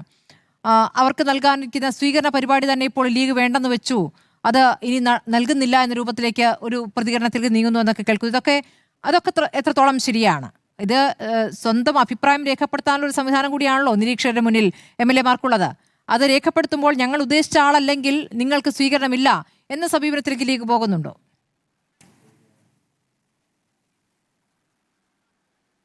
എല്ലാ ലീഗ് സംഘടനാപരമായി എവിടേക്കും പോയിട്ടില്ല. പക്ഷേ ഞങ്ങൾക്ക് പോലും നിയന്ത്രിക്കാൻ കഴിയാത്ത ഒരു അനുഭാവ കൂട്ടമുണ്ട് എല്ലായിടത്തും. അവരുടെ ഭാഗത്തു നിന്നൊക്കെ ഇങ്ങനെ ഈ ഡിലേ ആവുമ്പോൾ, ഈ കൺഫ്യൂഷൻസ് വരുമ്പോൾ വലിയ നിരാശയുണ്ടാവും. നിരാശ ഒരു പ്രതിഷേധമാവും. ഞങ്ങൾ പരമാവധി നിയന്ത്രിച്ച് നിർത്തുന്നുണ്ടെങ്കിലും ഞങ്ങളെ നിയന്ത്രണത്തിലും അത് നിൽക്കും തോന്നുന്നില്ല. അങ്ങനെ തെരുവിലേക്ക് പോയാൽ ഇങ്ങനെ ഇത്ര സമയമൊന്നും കൊടുക്കാൻ പാടില്ലായിരുന്നു. ഇപ്പോൾ നോക്കൂ, വേണ്ടത്ര ഭൂരിപക്ഷം ഇല്ല എന്നിട്ടും നാളെ വിജയ് തമിഴ്നാട്ടിൽ അധികാരം ഏൽക്കുകയാണ്. ബംഗാളിൽ അതും നാളെ വരികയാണ്. നമുക്ക് 4-ാം തീയതി റിസൾട്ട് കഴിഞ്ഞ് 5-ാം തീയതിയോ 6-ാം തീയതിയോ വളരെ സ്മൂത്തായിട്ട് വരേണ്ടിയിരുന്നതാണ്. ഇവിടെ എന്തോ ഒരു ജനത്തിന് എന്തൊരു സന്തോഷവും എന്തൊരു ആവേശമായിരിക്കുമെന്ന് നോക്കുക. ഇത് ഇപ്പോഴും തീരുമാനമായില്ല എന്നത് പ്രയാസം തന്നെയാണ്. അത് കോൺഗ്രസ് പാർട്ടി അത് മനസ്സിലാക്കി എത്രയും പെട്ടെന്ന് ജനവികാരം ശമിപ്പിക്കുന്ന രീതിയിൽ ഒരു തീരുമാനമായിട്ട് വരണം എന്നല്ലാതെ വേറെന്താ ഞങ്ങൾക്ക് പറയാൻ സാധിക്കുക? അതിനിടയിലും ഞങ്ങളെ ചൊറിയുന്ന പലതും നിങ്ങളോട് കണ്ടില്ലേ? അങ്ങേയറ്റം ക്ഷമിച്ചിരിക്കുകയാണ്. ഈ സന്ദർഭങ്ങളിലൊക്കെ ഘടകകക്ഷികളായ ആളുകളെ ഇൻസൾട്ട് ചെയ്യുന്ന രീതിയിലുള്ള സംസാരം വരെ ഉണ്ടായിട്ടുണ്ട്. ഞങ്ങളതിനോടൊന്നും വല്ലാതെ കാർക്കശ്യത്തോടെ എന്ത് ചെയ്യാൻ പോയിട്ടില്ല, പ്രതികരിക്കാൻ പോയിട്ടില്ല. പക്ഷെ അതൊക്കെ നിർഭാഗ്യകരമാണ്. പക്ഷെ അത്തരം പ്രതികരണം നടത്തുന്ന ആളുകളെ പിന്തുണച്ചുകൊണ്ട് ശശികലമാരും PC ജോർജും ഒക്കെ വരുന്നത് കാണുമ്പോൾ അപ്പുറത്ത് നിന്ന് ഇതിൻ്റെ അകത്ത് സംഘർഷം ഉണ്ടാക്കാനും മതവൈരി ഉണ്ടാക്കാനും ഒക്കെ വലിയ ദുഷ്ടശക്തികൾ ശ്രമിക്കുന്നുണ്ട്. അവർക്കൊന്നും ഒരു സമയം ഇടപെടാനുള്ള സമയം അനുവദിക്കാൻ പാടില്ലായിരുന്നു. അതാണ് നിങ്ങൾ മനസ്സിലാക്കുന്നത്. ഈ രീതിയിലേക്ക് ഇത് പോയത് ചരിത്രത്തിൽ എത്രയോ UDF ഗവൺമെൻറ്റുകളോട് വന്നിട്ടുണ്ടല്ലോ. ഇങ്ങനെ ഒരു അവസ്ഥയിലേക്ക് ഇത് പോയിട്ടില്ലല്ലോ. എന്താ ഇതിന് കാരണം? നേതാക്കന്മാരായ ആളുകൾ ഇത് മനസ്സിലാക്കണം. ഇത് ആളുകളുടെ മനസ്സിൽ എന്താ വന്നത് എന്നത് കാണില്ലേ? ഓരോ സ്ഥലത്തൊന്നും അവർ വലിയ പ്രയാസത്തിലാണ്. അപ്പോൾ അതൊക്കെ മനസ്സിലാക്കി കോൺഗ്രസ് പാർട്ടി യാഥാർത്ഥ്യം മനസ്സിലാക്കി തീരുമാനമെടുക്കുന്നത് വൈകിക്കുന്നത് കൂടുതൽ കുഴപ്പങ്ങൾ ഉണ്ടാക്കും. ഞങ്ങളുടെ നാട്ടിൽ ചൊല്ലുണ്ട്, അനാവശ്യമായി ഡിലേ ഉണ്ടാക്കിയാൽ അവിടെ ഇവിലൈസ് ഇറങ്ങും എന്ന് പറഞ്ഞിട്ട് ചൊല്ലുണ്ട് നമ്മളെ നാട്ടിലൊക്കെ. വല്ലാതെ സമയം എടുത്താൽ ഇത്തരം പ്രശ്നങ്ങളാണ്.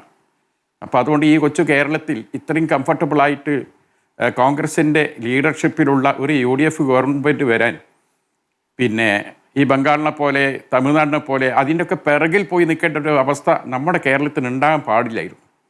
അതുകൊണ്ട് കാര്യഗൗരവത്തോടു കൂടി കോൺഗ്രസ് ഹൈക്കമാൻഡ് വളരെ വേഗത്തിൽ എല്ലാവർക്കും സ്വീകാര്യമാവുന്ന ഒരു തീരുമാനമെടുത്ത് ഒരു മുഖ്യമന്ത്രിയെ തീരുമാനിച്ച് തരുമെന്ന പ്രതീക്ഷയോടെ പങ്കുവെക്കല്ലാതെ മറ്റൊന്നും മുസ്ലിം ലീഗുകാരനായ എനിക്ക് പറയാനില്ല. ശ്രീ ഷാഫി ചാലിയം, എന്താണ് ഈ VD സതീശൻ നേതാവിന് ലീഗിനകത്ത് കിട്ടുന്ന സ്വീകാര്യത? ലീഗിനകത്ത് മാത്രമല്ല, ഈ പറയുന്ന ന്യൂനപക്ഷ വിഭാഗങ്ങൾക്കിടയിൽ കിട്ടുന്ന സ്വീകാര്യതയ്ക്കുള്ള കാരണം എന്താണ്?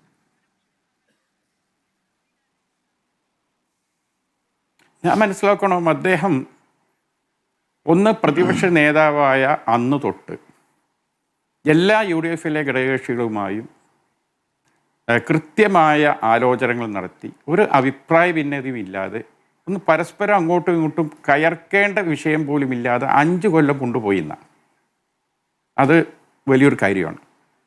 പിന്നെ അതോടൊപ്പം ഈ 5 വർഷക്കാലത്തിനിടയിൽ ഇത്രയധികം തെരഞ്ഞെടുപ്പ് നടന്ന കാലങ്ങൾ ഉണ്ടായിട്ടില്ല. ആ തെരഞ്ഞെടുപ്പിലൊക്കെ അദ്ദേഹം ഒരു മുന്നേറിയാണ്. വളരെ കൃത്യമായ സ്റ്റാറ്റിസ്റ്റിക്സ് ആയിരുന്നു അദ്ദേഹത്തിന്. നിലമ്പൂർ ഉപതെരഞ്ഞെടുപ്പിൽ അദ്ദേഹം ഫിഗർ പറഞ്ഞു, ഇത്ര ഫിഗറിന് ജയിച്ചിരിക്കോടെ. അതൊരു കണക്കായ രീതിയിലാണ് അദ്ദേഹത്തിൻ്റെ ലോഞ്ചിങ് ഉണ്ടാകാറ്. ഇവിടെ തന്നെ നിങ്ങൾ നോക്കൂ, 100+ വാങ്ങിയിരിക്കുന്ന പറഞ്ഞത്. ഇതൊക്കെ ജനത്തിന് ഭയങ്കരമായ രീതിയിൽ വലിയ ഒരു ഹൈപ്പൽ ഉണ്ടാക്കുക. 100+ കിട്ടിയില്ലെങ്കിലോ എന്നാ അടുത്ത ചോദ്യം. ഞാൻ ഈ പണി നിർത്തി വനവാസത്തിന് പോകുന്ന അതൊക്കെ ഇവിടെ പുതു തലമുറയിൽ വലിയ പഞ്ചിങ്ങളുടെ ഡയലോഗാണ്. പരാജയപ്പെട്ടാൽ വനവാസം എല്ലാ പണിയും കൊടുത്ത് എന്തോ ആട്ടെ. ഞാൻ കേട്ടത് ഇങ്ങനെയാണ്, 100+ നേടിയിരിക്കും, ഇല്ലെങ്കിലോ എന്ന ചോദ്യത്തിന് ഈ പണി നിർത്തി വനവാസത്തിന് പോകുന്നതാണ് ഞാൻ കേട്ടത്. ഏതായാലും ഞാൻ പറയും അതൊക്കെ ആയിരിക്കാം, അതാണ്. പിന്നെ അതോടൊപ്പം തന്നെ അദ്ദേഹം നിലപാടുകൾ എടുക്കുന്നിടത്ത്, പ്രത്യേകിച്ച് വെള്ളാപ്പള്ളി. ഇപ്പം ഇന്ന് വെള്ളാപ്പള്ളി പറഞ്ഞിട്ടുണ്ടെങ്കിൽ നിങ്ങൾ എന്താ അതിനർത്ഥം? ഈ വെള്ളാപ്പള്ളിയും ഈ ശശികലമാരും ഇവരൊക്കെ ഒരുപോലെ SDPI ഇവരൊക്കെ ഒരുപോലെ എതിർക്കുകയാണ് സതീശനെ. അത് മതനിരപേക്ഷ സമൂഹത്തിന് പിന്തുണ കൂടുതലായി VD സതീശനിലേക്ക് പോകാൻ കാരണമായിട്ടുണ്ടാവും, ഇല്ലയെന്നൊന്നും നമ്മൾ പറയുന്നില്ല. പിന്നെ അദ്ദേഹം ഇവിടെ കൃത്യമായ രീതിയിൽ പിന്നെ UDFൻ്റെ പ്രക്ഷോഭ പരിപാടികൾ, ഇപ്പം ഞാൻ ചോദിക്കട്ടെ, പ്രതിപക്ഷ നേതാവ് നയിക്കുന്ന ഒരു യാത്ര, അപ്പോൾ ഞങ്ങളെ പാർട്ടിയിൽ തന്നെ ഉണ്ടായി അങ്ങനെ യാത്രയ്ക്ക് ഒരു ഉപനേതാവ് വേണ്ടേ, ഒരു പിന്നെ എന്നൊക്കെ നമ്മൾ ചോദിച്ചോ. അല്ല, അത് പിന്നെ പാർട്ടിയുടെ ഹൈക്കമാൻഡിൻ്റെ ഒരു പെർമിഷനോട് കൂടിയല്ലേ ഇതൊക്കെ നടക്കുക. അപ്പോൾ തീർച്ചയായിട്ടും അദ്ദേഹം കാസർഗോഡ് നിന്ന് പ്രതിപക്ഷ നേതാവ് നയിക്കുക. അപ്പോൾ ഈ തെരഞ്ഞെടുപ്പിന് നേതൃസ്ഥാനത്ത് കോൺഗ്രസ് ഹൈക്കമാൻഡ് നമുക്ക് തന്ന ഒരാളാണ്. ആ തന്ന അയാളെ ഏൽപ്പിച്ച പണി അയാൾ ഭംഗിയായി പൂർത്തീകരിച്ചപ്പോൾ അദ്ദേഹത്തോട് മാറി നിൽക്കാൻ പറയുന്നു എന്ന ഒരു തോന്നലിലുള്ള ഒരു ജനരോഷമാണ് ഇവിടെ ഈ കാണുന്നത്. അതാണ് നമ്മൾ പഠിക്കാനുള്ളത്. ഘടകകക്ഷികളെ സംബന്ധിച്ചിടത്തോളം കോൺഗ്രസ് ഹൈക്കമാൻഡ് എടുക്കുന്ന തീരുമാനം, ഇപ്പോൾ VD സതീശനെ ഇല്ലാത്ത ഒരാളെ തന്നാലും ഞങ്ങൾ അംഗീകരിക്കും. കാരണം കോൺഗ്രസ് ഹൈക്കമാൻഡിനെ നമ്മൾ ഉൾക്കൊള്ളും. കോൺഗ്രസ് ഹൈക്കമാൻഡ് ഞങ്ങളുമായി കൂടിയാലോചന നടത്തുന്നത് അത് ആ പാർട്ടിയുടെ ഒരു മാന്യതയാണ്. മനസ്സിലായല്ലോ? ഞങ്ങൾക്ക് തരേണ്ട ഒരു ബഹുമാനമാണത്. അപ്പം ജനങ്ങൾ എന്ത് ആഗ്രഹിച്ചാലും കോൺഗ്രസ് പാർട്ടിക്ക് പല കാഴ്ചപ്പാടുണ്ടാവും, നമുക്കറിയില്ലോ. കോൺഗ്രസ് പാർട്ടിയുടെ ആളെ തന്നാൽ ആ കോൺഗ്രസ് പാർട്ടിയുടെ അധികാരത്തെ ഞങ്ങൾ ചോദ്യം ചെയ്യില്ല. എന്നാൽ അതോടൊപ്പം എല്ലാ റിയാലിറ്റിയും മനസ്സിലാക്കി വേണം തീരുമാനമെടുക്കാൻ. പണ്ടത്തെ കാലം പോലെയല്ല. പണ്ട് ഒരു ദിവസത്തിൽ 1-2 നേരെ വാർത്ത ഉണ്ടാവുള്ളൂ, അല്ലേ? ആകാശവാണി ഒന്ന് തുറന്നു നോക്കും, രാവിലെ അല്ലെങ്കിൽ വൈകുന്നേരം പത്രം. ഇന്ന് അതല്ല. ഇന്ന് സ്മൃതി, നിങ്ങൾക്കൊക്കെ 24 മണിക്കൂർ വാർത്ത വേണം. വാർത്ത നാട്ടിൽ ഒരു വാർത്തയായി കൊടുക്കാൻ പറ്റുന്ന ഒന്നുമില്ലെങ്കിൽ വാർത്ത നിങ്ങൾ സൃഷ്ടിക്കും. അതാണ് ചരിത്രത്തിന്റെ അപനിർമ്മിതി എന്ന് പറഞ്ഞ പോലെ വാർത്ത നിങ്ങൾ ഉണ്ടാക്കും. അങ്ങനെ ഉണ്ടാക്കാനൊന്നും പറ്റില്ല. അതിന്റെ അടുക്കളയിൽ ഉണ്ടാക്കുന്ന ഒരു കാര്യമല്ലല്ലോ ഇത് വാർത്ത. അങ്ങനെ പറയരുത്. അല്ല, കള്ളവാർത്ത ഉണ്ടാക്കുകയാണോ നിങ്ങളെ സംബന്ധിച്ചപ്പോ വന്ന വാർത്തയിൽ ഏതാണ് കള്ളവാർത്ത? അങ്ങ് പറയൂ. ഞാനിപ്പോൾ ഇരിക്കുന്നത് റിപ്പോർട്ടർ ചാനലാണ്. സ്മൃതി അങ്ങനെ കള്ളവാർത്ത വായിക്കുന്നതായും എനിക്ക് തോന്നുന്നില്ല. കള്ളവാർത്ത ഉണ്ടാക്കുന്ന ഇതിൻ്റെ അകത്തുള്ള ആളുകളുമായി സ്മൃതി അടി കൂടുന്നത് ഞാൻ പലപ്പോഴും ഞാൻ കണ്ടിട്ടുണ്ട്.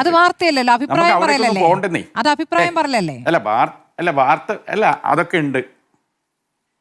ഞാൻ നമ്മളെ ചർച്ചയിൽ നിങ്ങൾ ഇങ്ങനെ ഒരു ചോദ്യം ചോദിക്കുമെന്ന് നേരത്തെ എനിക്ക് അറിയില്ലായിരുന്നു. അതുകൊണ്ട് എൻ്റെ കയ്യിൽ എവിഡൻസ് ഒന്നുമില്ല. ഒരുപാട് കള്ളവാർത്തകൾ ഈ റിപ്പോർട്ടർ ചാനലിൽ നിന്ന് ഞാൻ കണ്ടിട്ടില്ല. പിന്നെ സ്ഥിരമായി കള്ളവാർത്തയേറ്റ് കിടക്കുന്ന Janam TV, Kairali TV, News 8 അതൊക്കെ നമ്മൾ കാണാറുണ്ട്. അതിനൊക്കെ അപേക്ഷിച്ച് താരതമ്യേന കുറച്ച് കുറവായിരിക്കും. പല വാർത്തയും അതൊരു ക്രെഡിബിലിറ്റി ഇല്ലാതെ എവിടുന്നോ കിട്ടുന്ന അതിൻ്റെ എന്താണ് കൃത്യത പോലും നോക്കാതെ കൊടുക്കപ്പെട്ട എത്രയോ വാർത്തകളുണ്ട്. പിറ്റേ ദിവസം അത് യാതൊരു ഉറപ്പുമില്ലാതെ നിഷേധിക്കുകയും ചെയ്യും. ഏതായാലും ഇന്നത്തെ കാലത്ത് ഈ സോഷ്യൽ മീഡിയ ലോകവും ഈ ടെലിവിഷൻ ചാനലുകളുടെ അതിപ്രസരവും കൊണ്ട് ഒരു വിഷയം വളരെ വേഗത്തിലാണ് കത്തിപ്പടരുന്നത്, വേഗത്തിലാണ് ചർച്ച ചെയ്യപ്പെടുന്നത്. അതിൻ്റെ പ്രത്യാഘാതങ്ങളും വളരെ വേഗത്തിലാണ്. അതിൻ്റെ നമ്പർ ഓഫ് ക്വാണ്ടിറ്റി വലുതാണ്.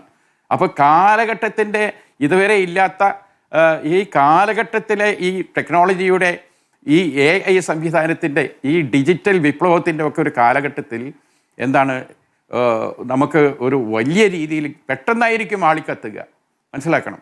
അപ്പോൾ അതുകൊണ്ട് അതിൻ്റെ കാലഘട്ടത്തിൻ്റെ പ്രത്യേകത കൊണ്ടുണ്ടാകുന്ന ചില സവിശേഷതകളൊക്കെ ഇതിലുണ്ട്. ഏതായാലും ഇതിൻ്റെയൊക്കെ യാഥാർത്ഥ്യം എല്ലാം ചില നേതാക്കളൊക്കെ ആലോചിക്കേണ്ടത് പിന്നെ അവരുടെയൊക്കെ ഈ ചർച്ച ഇങ്ങനെ പോയി കഴിഞ്ഞാൽ അവരുടെയൊക്കെ ഇമേജുകൾ എവിടേക്കാണ് പോകുക എന്നുള്ളതാണ്. ഇന്നത്തെ കാലത്ത് അതാണ്. ഒരാൾ ഇമേജിൽ എത്താനും എളുപ്പത്തിൽ കഴിയും, തലകുത്തനെ താഴെ വീഴാനും വല്ലാതെ സമയം വേണ്ട.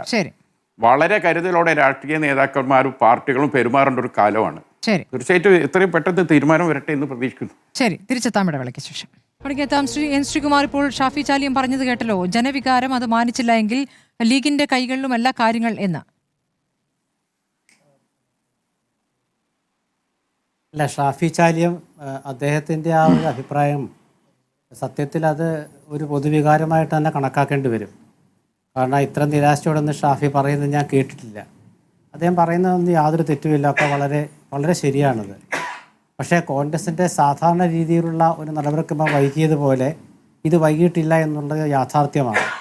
അപ്പോൾ അതുകൊണ്ട് ഒരു നിരാശ ഉണ്ടാവുകയാണെങ്കിലും അതിനേക്കാട്ടിലും വലിയ ആശയ്ക്ക് വഴിയുള്ള ഒരു സാഹചര്യം ഉണ്ടാവുമെന്നാണ് ഞാൻ കരുതുന്നത്. കാരണം ഈ തെരഞ്ഞെടുപ്പ് പ്രഖ്യാപിച്ചപ്പോൾ ആദ്യത്തെ ദിവസം സ്ഥാനാർത്ഥികളെ പ്രഖ്യാപിച്ച് ഒരു പടി മുന്നിൽ നിന്നത് LDF ആണെന്ന വലിയ പ്രചരണം നടന്നു. അന്ന് UDF പ്രവർത്തകർ വല്ലാത്തൊരു നിരാശയിലായി. കാരണം അവരുടെ സ്ഥാനാർത്ഥികളെ പ്രഖ്യാപിച്ചില്ലല്ലോ എന്ന്. പക്ഷേ പിന്നീട് സ്ഥാനാർത്ഥികളെ പ്രഖ്യാപിച്ച ശേഷം 102 ആ വിജയം എത്തിയ കഥ നമുക്കറിയാം. അപ്പോൾ താൽക്കാലികമായ ചില നിരാശകളൊക്കെ ഇപ്പോൾ സംഭവിച്ചിട്ടുണ്ട്, ഇല്ലെന്ന് പറയുന്നില്ല. കാരണം അതാണ് ആദ്യമേ തന്നെ പറഞ്ഞത്, അസാധാരണമായ സാഹചര്യമാണ് ഞാൻ കാണുന്നതെന്ന്. ശരി, ആ സാഹചര്യത്തിൻ്റെ ഉണ്ടായതിൻ്റെ കാരണമോ അല്ലെ സാഹചര്യം നീളുന്ന കാര്യമൊന്നും ഞാൻ പറയുന്നില്ല. പക്ഷേ ഒരു കാര്യം വളരെ വ്യക്തമാണ്, എന്തായാലും ഇതൊക്കെ മാധ്യമങ്ങളിലൂടെ നേതൃത്വം അറിയുന്നുണ്ടല്ലോ. അപ്പോൾ നേതൃത്വം അറിയുന്നുണ്ടെന്ന് മാത്രമല്ല, കേരളത്തിലെ ചില മുതിർന്ന നേതാക്കൾ അത് ശ്രീമതി സോണിയാഗാന്ധിയുടെ അറിവിലേക്ക് ശ്രീമതി സോണിയാഗാന്ധി അറിയിച്ചിട്ടുണ്ടെന്നുള്ള വിവരം കിട്ടിയിട്ടുണ്ട്. അപ്പോൾ അതുകൊണ്ടൊക്കെ എത്രയും പെട്ടെന്ന്, കാരണം 21-ാം തീയതി വരെ സമയമുണ്ട്, എന്നാൽ പോലും അത്രയൊന്നും പോകേണ്ട കാര്യമില്ല.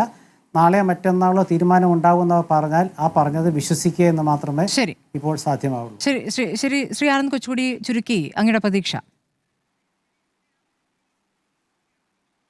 അല്ല, ഞാൻ ഒരു കാര്യം ഇപ്പോൾ സ്മൃതി ഷാഫി ചാലിയത്തോട് ചോദിച്ച ഒരു ചോദ്യത്തിന് ഉത്തരം അദ്ദേഹത്തിന് പറയാൻ പറ്റില്ല. പക്ഷെ ഞാൻ പറയാം, എന്തുകൊണ്ടാണ് മുസ്ലിം ലീഗ് സതീശിനെ പിന്തുണയ്ക്കുന്നത്. അത് ഈ പൊതുവികാരം എന്നുള്ള ഒരു സംഗതി ഒരു വശത്തുണ്ട്, പൊതുവികാരം സതീശിന് അനുകൂലമാണ്, അത് ഒരു വശത്തുണ്ട്. പക്ഷെ അത് മാത്രമല്ല, ഇവിടെ അദ്ദേഹം പറഞ്ഞു കഴിഞ്ഞ 5 വർഷം ലീഗിൽ നിന്ന് ഒരു അപസ്വരവും സതീശിനെതിരെ ഉണ്ടായിട്ടില്ല. പക്ഷേ അദ്ദേഹത്തിൻ്റെ തന്നെ നേതാവായിട്ടുള്ള KM ഷാജി ഈ മുനമ്പ് വഖഫ് ഭൂമിയല്ല എന്ന് സതീശൻ ഇവിടെ മുനമ്പത്ത് എന്ന് പറഞ്ഞപ്പോൾ അത് പറയാൻ ഇയാൾ ആര് മതപണ്ഡിതനാണോ എന്ന് സതീശിനെ വെല്ലുവിളിച്ച KM ഷാജി ഉണ്ട്. അതിനുശേഷം അത്രയും മോശം ഭാഷയിൽ അല്ലെങ്കിലും അതുപോലെ പ്രതികരിച്ചു ET മുഹമ്മദ് ബഷീർ, അതിനുശേഷം KPA മജീദ്, ഈവൻ മുനീർ സാഹിബ് വരെ ആ കാര്യത്തിൽ സതീശിനെ തള്ളി പറഞ്ഞിട്ടുണ്ട്. പിന്നെ എന്തുകൊണ്ടാണ് മുസ്ലിം ലീഗ് സതീശിന് വേണ്ടി, അതായത് മുസ്ലിം ലീഗ് ഇവിടെ പറയുന്നത് KC-ക്കെതിരെ മാത്രമല്ല, അതായത് ഈ ഏതെങ്കിലും MLA-മാരാകണമെന്നല്ല. ഇപ്പോൾ ഇവിടെ രമേശ് ചെന്നിത്തലുണ്ട്, K മുരളീധരനുണ്ട്, ഏതെങ്കിലും ഒരു MLA ആയിക്കോട്ടെ എന്നല്ല പറയുന്നത്, വളരെ പ്രത്യക്ഷമായിട്ട് സതീശിന് വേണ്ടി അനുകൂലിച്ചു വരികയാണ്. അത് സതീശന് എനിക്ക് തോന്നുന്നു ഒരു പരിധി വരെ അത് തിരിച്ചടിയാകാനുള്ള സാധ്യതയുണ്ട്. കാരണം കേരളത്തിൽ ഇത്രയും വലിയ ഇസ്ലാമോഫോബിയ ഉള്ള ഒരു സാഹചര്യത്തിൽ BJP ഒരു വശത്ത് നിൽക്കുമ്പോൾ ഇങ്ങനെ പ്രത്യക്ഷമായിട്ട് സതീശന് അനുകൂലമായിട്ട് പറയുന്നതിൽ ഒരു കാര്യം, അതിൻ്റെ ഒരു വസ്തുത എന്താണെന്ന് വെച്ചാൽ, ഇവിടെ ജമാഅത്തെ ഇസ്ലാമിയുമായിട്ടുള്ള കൂട്ടുകെട്ട് ലീഗ് ആഗ്രഹിച്ചു. പക്ഷേ അത് ലീഗിന് പുറത്ത് പറയാൻ പറ്റില്ല, പരസ്യമായിട്ട് പറയാൻ പറ്റില്ല. അപ്പോൾ ആ പഴി സതീശനെ ഏറ്റെടുത്തു. സതീശനാണ് 2 തവണ ജമാഅത്തിനെ വെളുപ്പിക്കാൻ നോക്കിയത്, അത് നടന്നില്ല. പക്ഷേ മുസ്ലിം ലീഗിന് പഴി കിട്ടാതിരുന്നു. അതാണ് സതീശനും ലീഗുമായിട്ടുള്ള ഒരു കൊടുക്കൽ വാങ്ങൽ. അതായത് ജമാഅത്തുമായിട്ടുള്ള ബന്ധത്തെ ലീഗ് താല്പര്യപ്പെട്ടു, പക്ഷേ ആ താല്പര്യം അത് പുറത്തു പറയാൻ പറ്റാത്ത ലീഗ് സതീശൻ ഈ വാദങ്ങളൊക്കെ കൊച്ചുകൂടി ഇവിടെ CPM തെരഞ്ഞെടുപ്പ് കാലത്ത് പറഞ്ഞുകൊണ്ടിരുന്നതാണ്. അതിനെതിരായ വിധി കൂടിയാണ് തെരഞ്ഞെടുപ്പ് ഫലമെന്നാണ് കരുതേണ്ടത്. സമയക്കുറവ് മൂലം അടുത്ത ദിവസം ഇരിക്കാം. വളരെ നന്ദി ശ്രീ രാജു P. നായർ, ശ്രീ ഷാഫി ചാലിയം, ശ്രീ N. ശ്രീകുമാർ, ശ്രീ ആനന്ദ് കൊച്ചുകൂടി ചർച്ചയിൽ പങ്കെടുത്തതിന്. കാണാം മീറ്റ് ഡീറ്റെയിൽസ്.